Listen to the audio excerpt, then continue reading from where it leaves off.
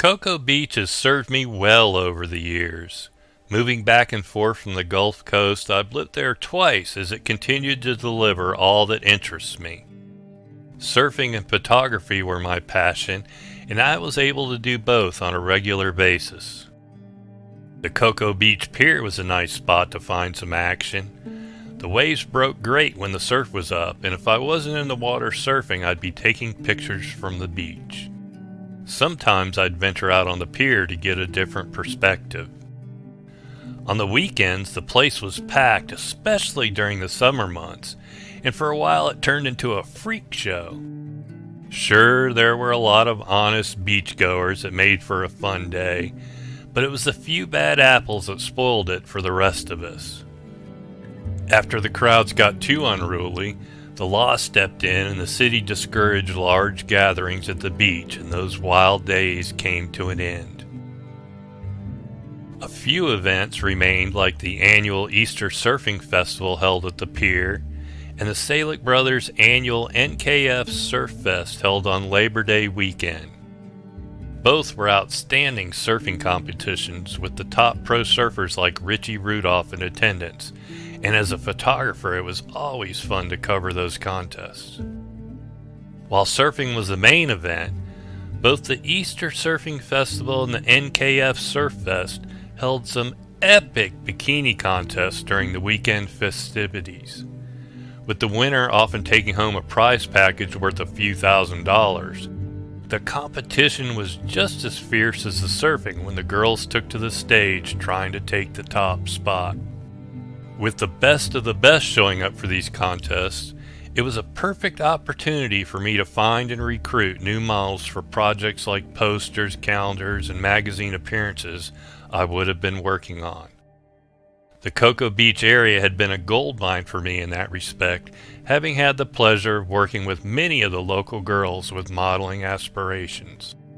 The contest featured in this video is the 1989 NKF Surf Fest held this time at the Cocoa Beach Holiday Inn, and I was already familiar with several of the contestants. I had met Natalie at another bikini contest, and we did a couple of photo shoots at the beach that turned out really great. She was kinda new to modeling, but we worked well together and it was a lot of fun to work with her. I think our collaboration is a prime example of how I could find a girl with modeling potential, get her to the beach, and together we could create some beautiful images. Ursula was introduced to me by a mutual friend, and while we talked about doing a shoot and even went and checked out a suitable location, the logistics of actually making the photo shoot happen got in the way and I didn't get to work with her. I was living about 230 miles away at the time, so when you factor in traveling that distance, which meant getting a hotel, plus the cost of film, and having to buy any wardrobe items I would add to hers, and we're into a few $100s, which didn't make it feasible, especially when I had other opportunities nearby saving me the cost of traveling. I sure do regret not finding a way to make it happen, as we would have got some beautiful pictures of her at the beach when she was looking like this.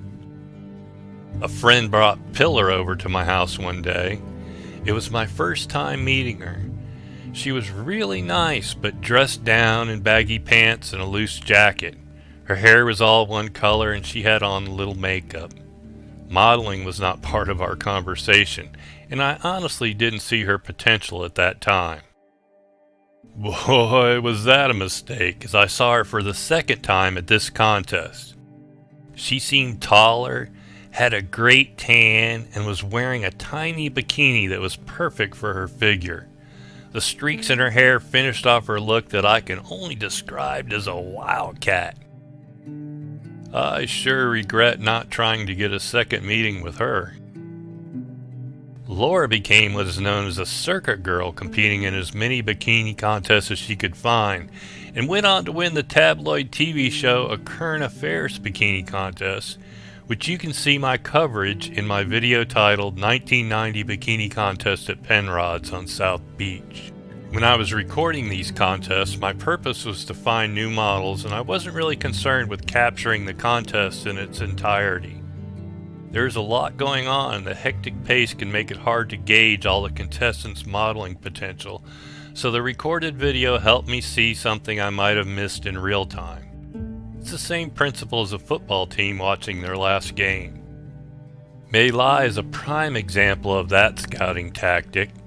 While I did record a lot of video of her, I'm looking through a 1" by 1" black and white viewfinder all day, so I didn't grasp her potential in the moment, and a few other contestants had already caught my eye. Looking back at the video, I saw how beautiful she was and knew we could get some really nice pictures at the beach. Unfortunately, this contest was the only time I ever saw her, and I never got a second chance. Then there was this contestant. Wait, Julie, you gotta say something. Skinny, I miss you so much. Come home to Jamaica. I knew her long before this contest, and we had already done a couple of photo shoots by then. She was the ultimate model to work with and looked incredible in every bikini she put on. Bikini contests were bread and butter back then, and one year she went undefeated, winning every bikini contest she entered, and that was back when every beach bar, nightclub, festival, and event was holding a weekly bikini contest. While her beauty is obvious, what impressed me the most about her is how she was at the very top of her game, but still completely down to earth. Being so approachable and willing to make time for anyone is how I know her, and she has remained that way to this day. So now that we know where we are, and a little about some of the contestants, let's get started with the girls getting ready backstage while the trophies are being handed out to the winners of the surfing competition.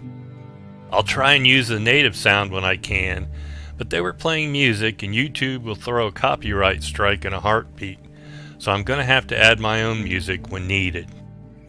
Here is my coverage of the 1989 NKF Surf Fest Bikini Contest Finals in Cocoa Beach.